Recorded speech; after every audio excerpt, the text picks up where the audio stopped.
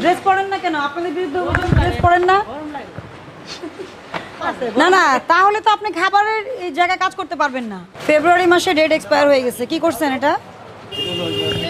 এটা এটা ফেরত নিব। ফেরত তো এই শিশু শ্রম আপনি ওকে রাখছেন কেন কাজে? ওর ভাই বয়স কত? না আপনার ভাই হোক আপনার ছেলেই হোক না কেন, ও তো আসলে কাজের বয়সে নেই। একটু বই জায়গা। আপনি কাগজপত্র করেছেন কিন্তু নিয়ম মানতেছেন না, লাভ কি?